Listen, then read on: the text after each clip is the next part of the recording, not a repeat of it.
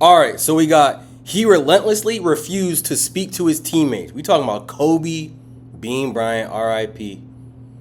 Kobe. Make sure you guys like, comment, and subscribe. This is by my guy, Mike Korzemba. Every time he posts, I have to be here. His videos are chef's kiss. Make sure you guys like, comment, subscribe as well. Like, I don't understand why some of you guys are watching and not subscribing. Let's get the ball rolling. 500 on the way by the end of the year. We need it. Let's go. Did you know for an entire Let's turn this up a little bit.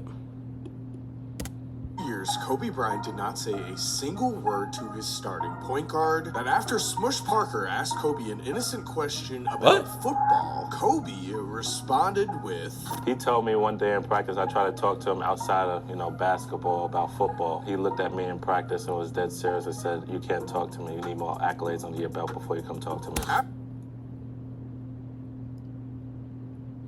Nigga, what? Imagine you trying to chill with your mans and you trying to talk about another sport. Y'all on the same team. Y'all on the same team and y'all trying to talk about another sport. And he's like, bro, you can't talk to me till you get some accolades underneath your belt. I'm like, what? I ain't gonna lie. I fuck with Kobe. He would have said some shit like that to me. Nigga, what? What? No. Saying this, Kobe never spoke to Smush off the court again. And this beef ran even deeper. When asked about Smush after his time with the Lakers, Kobe responded with, Playing in China right now, right? Maybe to get back to the NBA one day, see what it's like up close. I'm not gonna lie, Kobe was an asshole, bro. What the hell? I don't know if he's trolling. He's probably dead ass too. Kobe, come on, bro.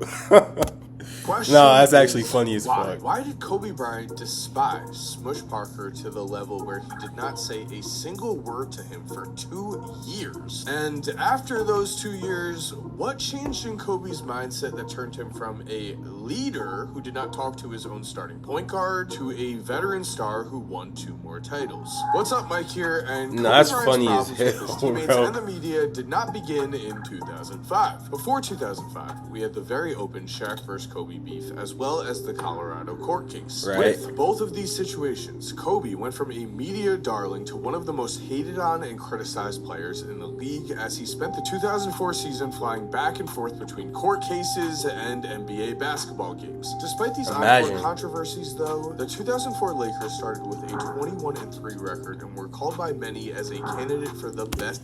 They went 21-3, and he was going back and forth from court to NBA games.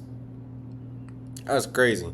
Respect. Team ever. On this team, Kobe and Shaq were joined by Hall of Famers Karl Malone and Gary Payton, 2 veterans who were looking for their first rings late in their careers. The problem was, despite this hot start, by the 2004 season, the Kobe and Shaq saga had truly gotten to an unthinkable level. In an interview with Jim Gray before the 2004 season began, Kobe called Shaq fat and out of shape, and Shaq did not take this well. Still though, this was old news. Kobe and Shaq had been arguing like brothers since they had began playing with each other. Facts. They had even called each other out publicly like this before. So what was different in 2004? Women. In Kobe's infamous Colorado... Bro, it's always women, bro. Like, why?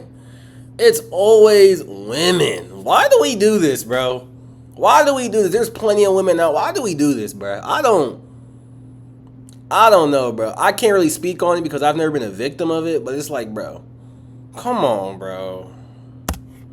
He made headlines when he told police he should have done what Shaq does, pay the women to say nothing, and that Shaq had already spent $1 million of hush money in situations like this. Shaq was married with children when this news broke, and he felt that Kobe had gone way too far and broken a code, which meant at a summer workout, Shaq tried to attack Kobe. Kobe stated that he told the police this off the record, and then they sold him out to the tabloids, so it wasn't his fault. Regardless of what you believe, we had a literal soap opera, and through it all, the Lakers did end up choosing Kobe above everyone. Because after Los Angeles was dominated in a 5-game NBA Finals loss to the Pistons, the Lakers did break it up, and just because he was clearly the most likely candidate to make a trade demand, the media blamed Kobe when Shaq was traded to the Miami Heat. However, it would later turn out that both of them had demanded trades. And to be fair to Kobe, Shaq not only demanded... Imagine Kobe not on the Lakers, bro. I just can't see it. I know he got drafted to Charlotte,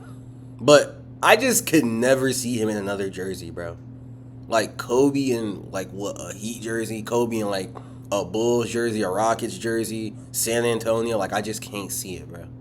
Like that's just some shit you just can never like see in a real season. I just can't see it.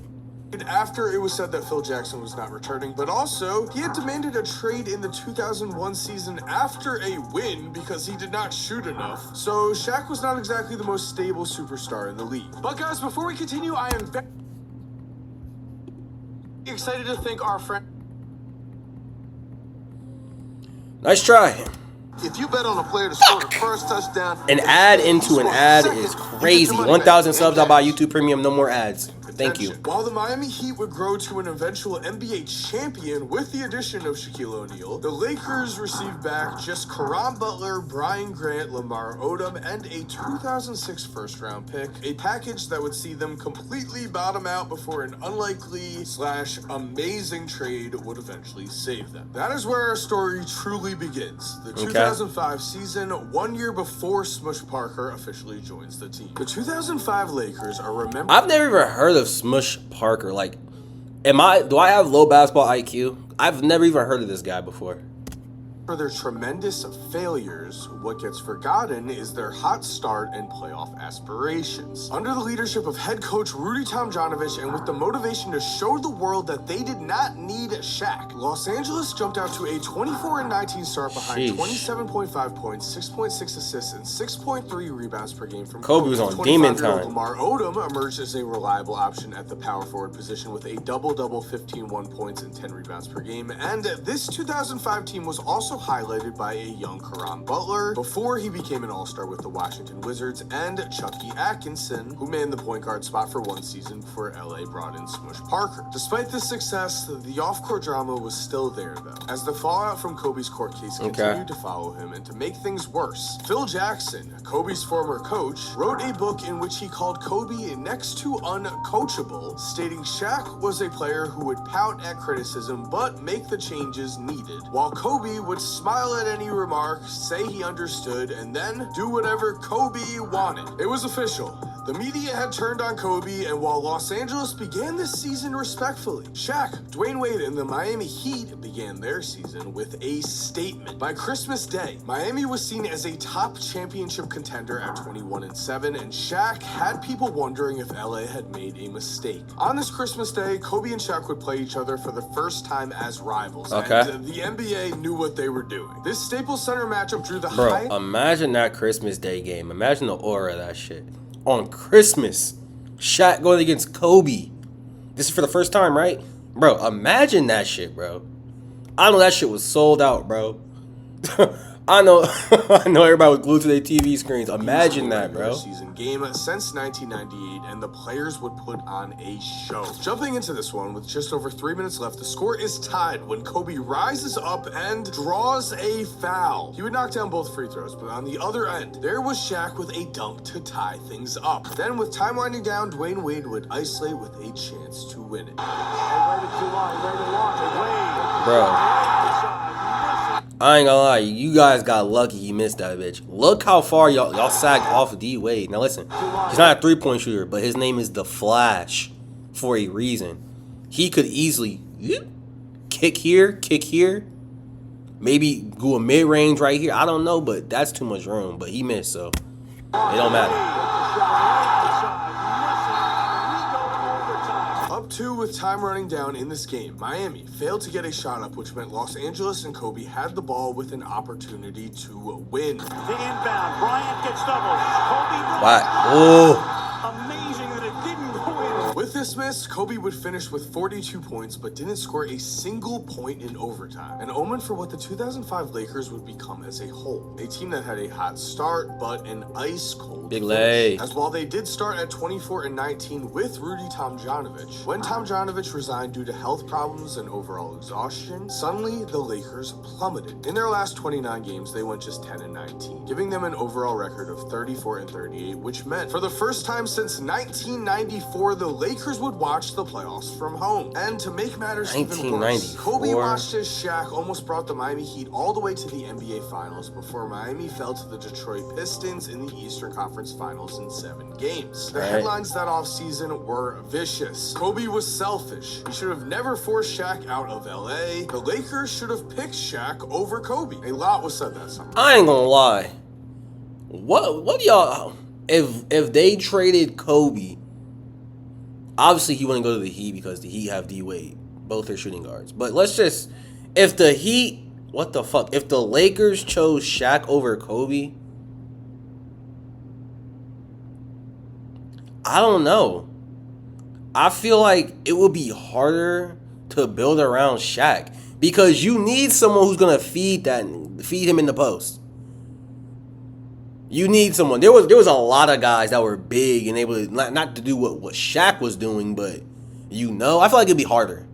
Or maybe I'm tripping. I don't think I'm tripping. The focus of our story is on Kobe's leadership and his relationship with his teammates. In terms of leadership, Kobe's growth in that area of life would largely benefit from a massive offseason move. The Lakers were bringing back Phil Jackson, even with his new book. It was official, Phil Jackson was back. He was going to save LA, and during that summer, Los Angeles also made a small move that would grow into a headline maker, as a largely unknown Smush Parker signed with LA on a 2-year deal that paid him less than $1 million a season after Parker had an impressive training camp. Smush Parker wouldn't mind. He had fought on 2 different teams to secure a role, and after practice of impressive play, 24-year-old Smush Parker was picked by Phil Jackson as the Lakers' surprise starter of the year. From unknown free agent to starting point guard of the Los Angeles Lakers. This should have been a celebrated underdog story, only it was here where Smush's problems with Kobe would begin.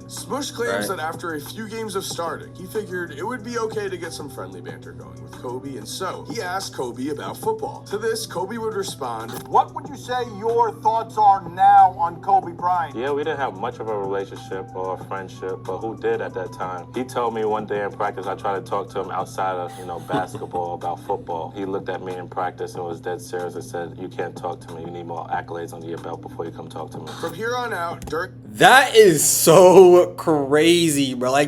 Bro, Kobe. I'm telling you, boy, if that would have happened to me, bro, Kobe, boy, R.I.P. Kobe. Because, boy, no way. Smush says that Kobe never spoke to him again off the court, which is an absolutely insane thing to do to your teammate, especially when you are supposed to be the leader of the team. So why did this happen? Gilbert Arenas has a solid theory. He probably randomly called Smush 5 in the morning and said, hey, yo, I'm training. Where you at? And Smush didn't come. You don't drop whatever you're doing for this? Yeah, I don't respect you anymore. When he had like this thing against you, when he challenged you, when he put out a challenge, you didn't accept it. From there, he don't respect you. What's he gonna do? Yeah, Kobe's right. He went on the radio station for 35 minutes. I'm sure he did. I mean, I gave him his little 30 minutes of fame again, man. He's playing in China right now, right? He's going over there a couple months. Maybe he'll get back to the NBA one day. See what it's like up close again. As not Trump That's is a crazy complete to liar say, who bro. has zero. Oh my God. 1,000 guys, we need this. 1,000 subs so we can get YouTube Premium. Please make it happen. Just subscribe right now. Right now, press the button. It's free. I guarantee it, bro. Kobe You won't be not talk to disappointed, bro. Smush again, but he also, as we saw, went as far as to make fun of Smush by asking if he was now playing in China. On Kobe's side, he still had a lot of growing up to do as a leader. Was this some sort of Jedi mind trick to try and push Smush? Probably. But different players respond in different ways, and Smush would say the following. When you heard him say that, how'd you feel? I felt small, felt a little disrespected. Having your starting point guard feel small and disrespected next to you is not going to get you anywhere. And why did Kobe not respect Parker's journey to the NBA? After playing in Greece just years before, in the 2006 season, at the age of 24, Smush would start all 82 games for the Lakers and averaged 11.5 points and 3.7 assists. That's not bad. On 44% shooting. That's not great bad. numbers, but not all-time terrible. In comparison, Derek Fisher is known as a Lakers legend, and in 2003, Fisher started all 82 games. In those 82 games, And he played overall, over fucking all, better. But these are just stats. If you actually watch the game, some of these guys play way bigger than the numbers. But just stats-wise, he played better. Averaged 10.5 points, 3.6 assists per game on 43.7% shooting. It's likely that when we look at these numbers, Kobe's disdain for Smush Parker had nothing to do with Smush Parker at all. It is instead very probable that Kobe was very mad that Shaq was winning at the highest level, and so Kobe, who was in no mood for underdog stories, took his anger out on the people around him. It's been said during the 2006 season that Kobe was not a fun teammate to be around at all. He was mad at everyone. The front office in particular had messed up. They believed Kwame Brown, once a #1 pick, still had potential, and so they traded away Chucky Atkinson and Caron Butler in order to get him. The problem was that in just 2 seasons, Caron Butler would become an all-star, while Kwame Brown, in 2 seasons, would continue to be terrible. So on a team he disliked with a front office he did not believe in, Kobe decided he was going to go out shooting. For the year in 2006, Kobe put up a career-high 27.2 shots a game, and with this amount of shots, we had some historic... The ultimate shot chucker. The ultimate shot chucker. Kobe was doing this before anybody. Before Harden, before Steph, before Cam Thomas. The ultimate shot chucker. Performances. On December 20th, 2005, through a combination of jumpers and drives to the basket, Kobe would finish the first quarter against the Mavericks with 15 points on 7. That's not bad, though. Mavericks star Dirk Nowitzki could only watch in awe as Kobe continued to attack, and in the third quarter alone, Kobe would score 30 points to give him 62. He scored 30 points in the third quarter alone. 12 minutes, and you have to take out the fact that he has to play defense at some point. So round that shit up. Take about 5 minutes off that shit. 12 minus 5 is what? 12, 11, 10, 9, 8, 7. He did that shit in 7 minutes, damn near. 30 points. That is crazy. Like, the guy who was guarding him, my nigga, I know he was shitty. If I had to guard this nigga, he has 30 points in the third quarter alone. I'm not gonna lie. I'm chop blocking him. I'm taking his legs out. I'm going out swinging. Cause no. Points through 3 periods. More than the Mavericks' entire team. This was the first time one player had outscored a team through 3 quarters in the shot clock era. And this was no bum team. This was a Dallas Mavericks team that would lose in the 2006 NBA Finals. To make this an all-time legendary night in a move of pure sportsmanship, Kobe decided to sit out the fourth quarter as the game was out of hand. The fans hated this. If Kobe had kept going, he could have scored 80, 90, maybe even 100. Fans wanted to see what Kobe was capable of, and almost exactly one... I didn't know that. So Kobe purposely stopped. He knew, but listen, that's smart, because what if he got injured? It's like the Derrick Rose situation, my nigga. Like, if the game's out of hand, just come out. It's like the Derrick Rose situation. Derrick Rose did not need to be in that game. The game was already over. But damn, he could have damn near got 100. If he dropped 30 in that quarter and they wasn't stopping him, he was going to get 100. For sure. Because who else was on that team was going to stop him? Who on that Laker team was going to take the ball from Kobe? Nobody. Who on that Dallas Mavericks team can guard Kobe? Apparently nobody. He's dropping 100. Facts. Later, we saw it, where we would see Kobe Bryant's best regular season game against the 2006 Toronto Raptors, a team who won just 27 games and were playing older veterans such as Jalen Rose. In the first half against the Raptors on January 22nd, 2006, Kobe had 26 points, and it looked like he was on pace for another 50-point night, which was nothing new. Only nobody could expect what would happen next. In the second half, Kobe caught fire, and he would end up making 18 of 28 shots in the second half alone. James has 22 on the night. Knocked away by Kobe. Great hustle by Kobe. He's going to score. Lakers lead. 5. What? Yes!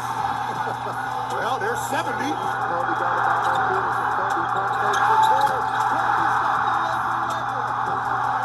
This would be 18 for 20 from the line and an 81-point game. Ladies and gentlemen, you have... So, look at this, right? Kobe had 2 chances of breaking the fucking record. 2. I'm going to state the obvious, obviously.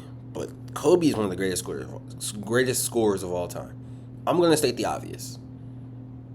He's one of the greatest scorers of all time. Now, yes, he's a shot chucker. We know this. Duh. It's like Kobe's MO.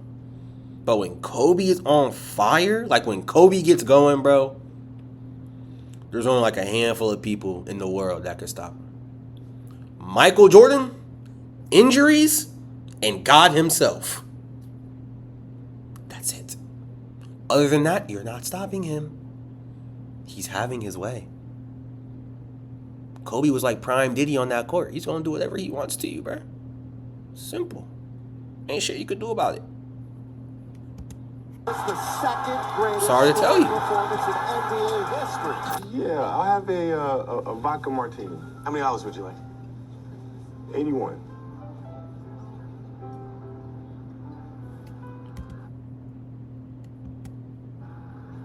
This second Foul. Because he did it to Jalen Rose. Foul.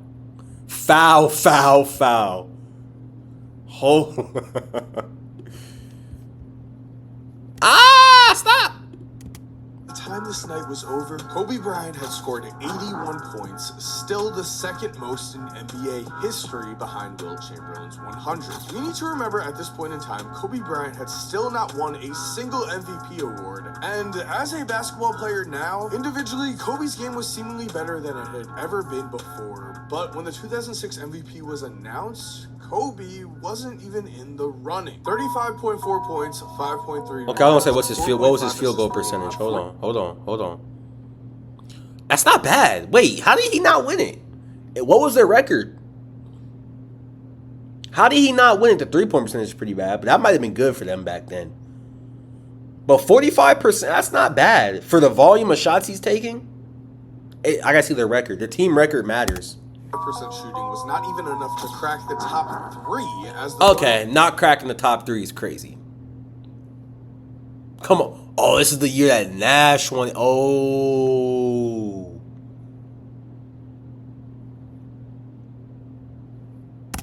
Steve Nash, LeBron, Dirk, then Kobe. Many have argued after this season that Kobe's scoring greatness should have earned him the MVP award. However, the NBA was in a period of time where wins were weighed heavily in the voting, and so Kobe on a 45-win Lakers team was outshadowed by Nash's 18.8 points and 10.5 assists on a 54-win championship contender in the Phoenix Suns. This meant Steve Nash won the MVP for the second straight season, but if we dive deeper into this season, we find just how remarkable Kobe's season truly was from a scoring standpoint. In the 2006 season, teams shot just 79 shots a game compared to the 88.9 shots a game they averaged in 2024, which means if we were to adjust Kobe's points in 2006 to 2024's pace of play, we'd see Kobe average 39.8 points per game. But it was Nash who won his second MVP, while Kobe stayed a zero-time winner at this point in time. And while this vote was not official in the first round of the playoffs, the speculation was there that Nash was going to take home the MVP over Bryant, which set the stage for an incredible first-round playoff show. As in round 1 of the 2006 playoffs, he's out for blood. We had the Lakers taking the court against the number 2 seed Phoenix Suns. In this series, we also had a mystery in Game 7 that, if it's true, does not exactly shed the best light on Kobe Bryant. We're going to get there. As for Game 1 in this series, the Lakers began the fourth quarter tied, and in this fourth, Kobe would give us 10 points, but in the process, he shot just 3 for 11. Meanwhile, Phoenix caught fire from deep as Tim Thomas hit back-to-back threes. Then came spark plug Leandro Barbosa, and finally, Steve Nash capped off a shooting display that locked down Game 1 for Phoenix. It was obvious here, though. Kobe in LA could hang with Phoenix. This was not going to be an easy series for the Suns, and our man Smush Parker even had a promising 15 points in Game 1. Kobe, though, through it all, continued to not talk to really any of his teammates at all. He was in an isolated zone where he thought he would operate best, and also, he really did think this way of playing was best for the team. He wasn't doing it to win for awards the team or is make crazy. more money or anything bad. Obviously, though, the rest of his teammates did not respond well to this. The thing is, though, when you win basketball games, people put up with this kind of persona, and in Game 2 in Phoenix, A balanced attack, including 9 first-half points from Kwame Brown and 6 second-quarter points from Smush Parker, led to a surprising 15-point Lakers first-half lead. Then in the second half, Kobe closed the door with 19 second-half points, which included a statement dunk over MVP Steve Nash. Look at the hustle of Lamar Odom. Off to Kobe Bryant. That was personal. Kobe, that right there was personal. Because you ain't have to do him like that. Look at the hustle of Lamar. Easy, nice little float lay.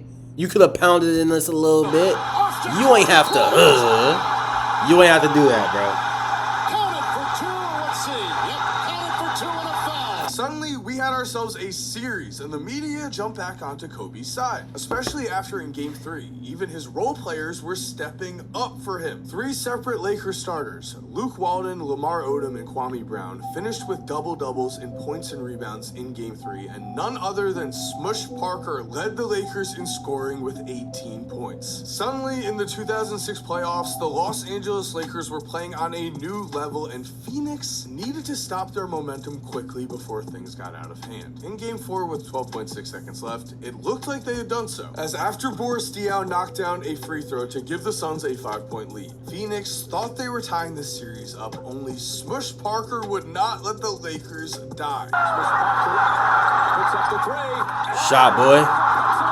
And then came Kobe Bryant. They'd love to get it into Nash's hands, and they do. Well, knocked away, stolen by Parker. Here comes George to Kobe Bryant. Bryant inside. It's good. Tie game. A 3 by Smush Parker, a steal by Smush Parker, a layup by Kobe. It is a tie game, and somehow Kobe still won't ever speak a word to Smush. He was there for the battle. As down 3 late again, the Los Angeles Lakers would just not give You gotta have all the respect for Smush now. Inside, a 1-point game. Bryant can tip it. Bryant with the save. You gotta get a shot here. Final seconds. Bryant for the win. Bro, just imagine being in that crowd, bro. Everyone's heart's pumping, the adrenaline, bro. Like, just imagine feeling that energy in that crowd, bro. I wish I could experience some shit like that, bro. I know the energy was fucking crazy, bro. The 2006 Lakers were at their peak, suddenly against what was seen as a juggernaut in the Phoenix Suns. Los Angeles was up 3-1, and Kobe Bryant had led them to greatness. That is what people focused on. Smush Parker had his own great moments. They went completely unnoticed. Smush Parker's failures would not go unnoticed. I'm a stuffing guy. That's all I'm gonna say, bro. Smush Parker deserves more fucking credit, my guy. No way, like, he did all that for the Lakers, bro, and he ain't getting no credit, bro. Come on.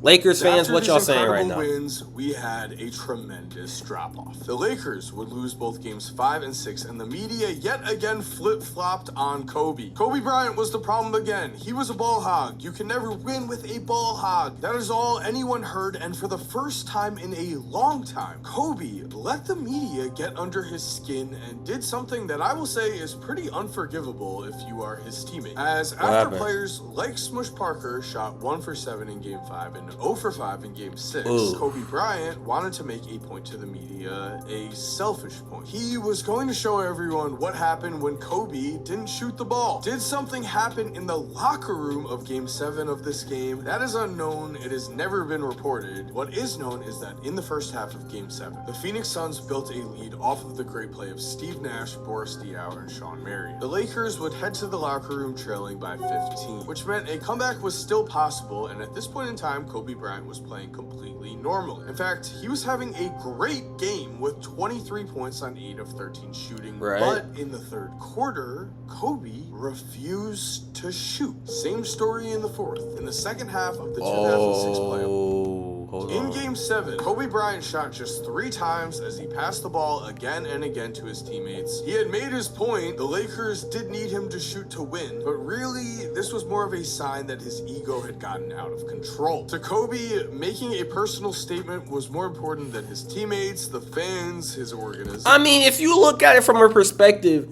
his teammates were like, they don't like this style of play. They think they could win differently. Kobe said, okay, let me show you what you, let me see what y'all can do. So I don't think it was a bad play, honestly. Personally, I don't. Only given the fact that his teammates were like, we can win with all of us scoring. No, you need me. And that's not being selfish, but look at the facts. You need me. So I don't think it was selfish, honestly. Personally, I don't think it was selfish. A lot of people. In fact, this type of mindset from your lead star players seems like an unwinnable situation. So the question is, in a very short period of time, what would change in Kobe's mindset in order to get him to win 2 more titles? Especially because Kobe was getting very antsy as the 2006 season had ended with Shaq holding up an NBA championship trophy for the 4th time. Looking at the 2007 season, as they often do in life, things got worse before they got better. At least from a team perspective. Individually, the 2007 season was a masterful display of scoring from Kobe Bryant. To begin this year, Kobe would officially change his number to 24 from 8, publicly displaying a death of his old self, and instead, we now had the Black Mamba, a calm, cool killer. And that is what we saw in 2007 as Kobe took on the world and put on a one-man show. Kobe would score 65 points against the Blazers. Belong to the Blazers. Now Kobe for the tie. Got it! Did it again! Ties it at 98. They gave the three-pointer. Penetration on the fall away. Kobe's on a mission, boy. Kobe, hard to believe. Are you kidding me?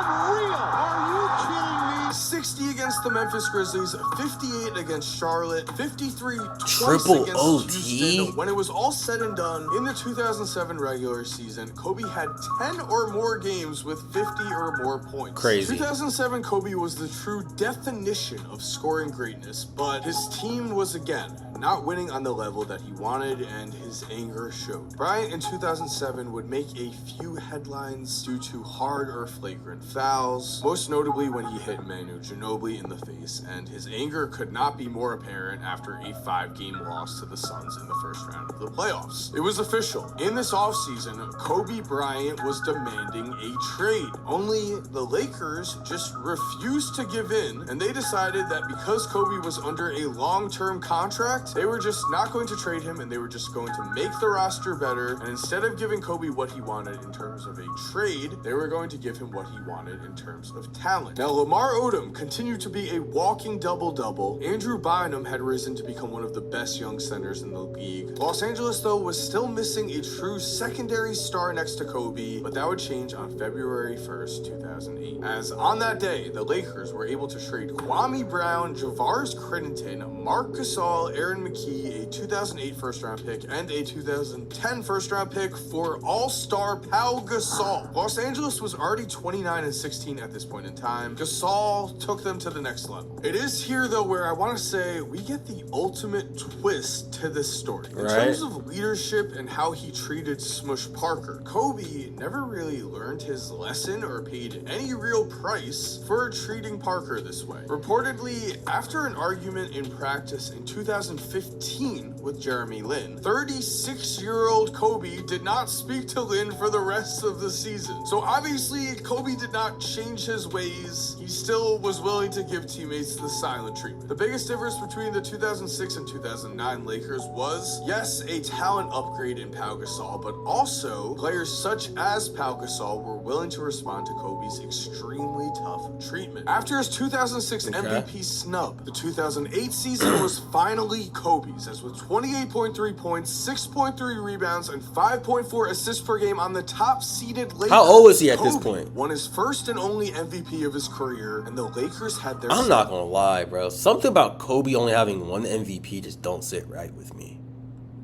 He only had one. That just don't sit right. Or am I tripping?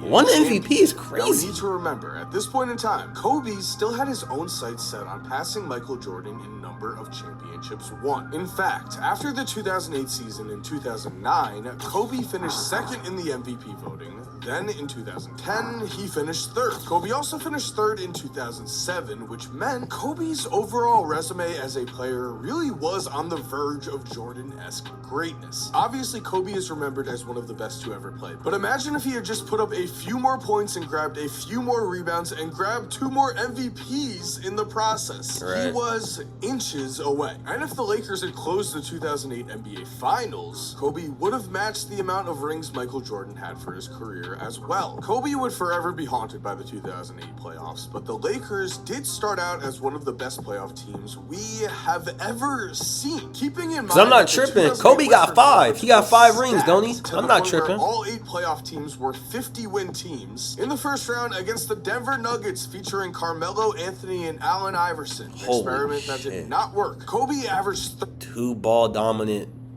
That was for sure, especially with Carmelo. I'm not gonna lie. Prime Carmelo, you was never gonna win a championship with, bro. Unless he changed his ways, and he never changed his ways until like the very, very, very back end of his career. Carmelo was never gonna win a championship. He wasn't good enough to be a first option. That's a fact. And he didn't want to. He's not gonna swing that bit. That little ISO jab, like that's not gonna win you shit.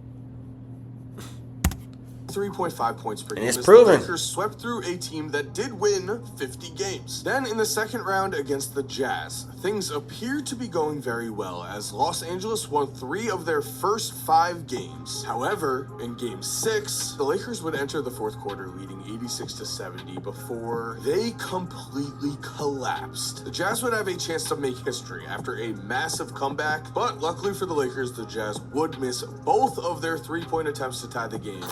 Gonna be on board for the tie. Real short. Williams. Can they get the stop? Terrible shot. That was best.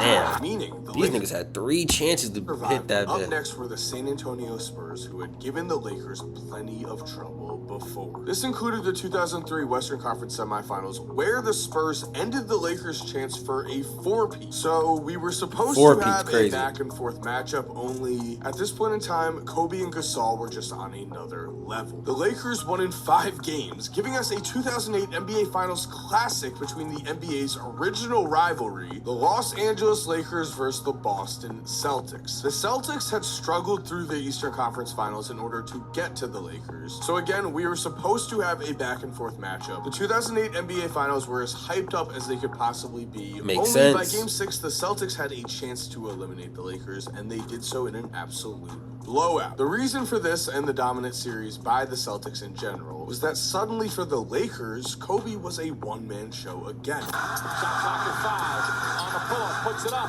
Puts it in. I don't like the shots the Lakers are getting. There's a lot of things. Kobe could have won more rings, bro. Puts it in. He really could have. It's a very good post defender. Shot clock at 3. Bryant trying to draw a foul. Puts up a 3. And again. Picks up on the shot clock. Here's starting in. Kobe Bryant nails it. In the 2008 Finals, Kobe averaged 25.7 points per game on 40% shooting, while no one else, not even Pau Gasol, averaged more than 15 points per game. Meanwhile, Boston's big 3 of Kevin Garnett, Paul Pierce, and Ray Allen were collectively unstoppable. Here's to Garnett. Garnett inside. God damn, what? And a foul. What type of shot was that? Kevin Garnett. And the Celtics go up by 20. On both ends of the floor, he has put this team on his back. Pierce, that's a 3. It's good. Pierce also a very underrated player. He'll be healthy next year. Ray Allen for 3. Ray Allen in the ballgame. Find a way to get these guys a well-deserved ovation. Ray Allen, another 3. All 3 players averaged over 18 points per game, and it would take the Lakers another year of learning through loss before they won their first title after Shaq. After the Lakers lost to the Celtics in the 2008 Finals, Kobe felt Pau Gasol's soft play was the reason why they lost. So in the Olympics against Spain and Pau, Kobe not only went out of his way to be extremely physical with Pau, but also after beating Spain and after winning the 2008 gold medal, Kobe, to begin the 2009 season, put that gold medal on Pau Gasol's chair and asked Pau, "Are you going to lose a 3rd championship, or are you finally going to win?" Pau Gasol responded to this type of treatment. Smush Parker did not. As for Smush Parker, after the 2007 season, Smush would sign with the Miami Heat, but his play fell off as he averaged just 4.8 points per game in Miami. He went to the and enemy. was waived by the team in March. The Clippers did pick up Smush for the end of the season, but let him go when the year was over, and with that, Smush Parker would never play in the NBA again. The thing is, forever, Kobe acted as if Smush had done something personally wrong to him just by existing near him. In 2012, Kobe said Smush Parker shouldn't have been in the NBA, but the Lakers were too cheap to sign a real point guard. Yikes. As for the ending of Kobe and Smush Parker's relationship, do we have a happy ending? It turns out the answer is no. Yes and no. Because back in 2014, Smush Parker's pastor, who is a massive Kobe Bryant fan, asked Smush if he could ask Kobe for some gear. So Smush wrote Kobe a letter apologizing to Kobe, trying to reconnect and mend things while asking if his pastor could get an autograph or some gear or something. And Kobe responded with the signed gear for the pastor, but he did not write back to Smush at all. Yet again, choosing silence in his relationship with Smush, something Smush Parker knew all too well. So thank you for watching. I hope you enjoyed it. Make sure you guys like, comment, and subscribe. Kobe Bryant was a motherfucker, but we knew this already. I'm here every day, daily uploads. Told you guys every single day. I haven't missed a day. I missed one day because I was on a cruise, but realistically, I haven't missed a day. Every single day, you're gonna see my face. Like, comment, subscribe. We are out of here. Let's go.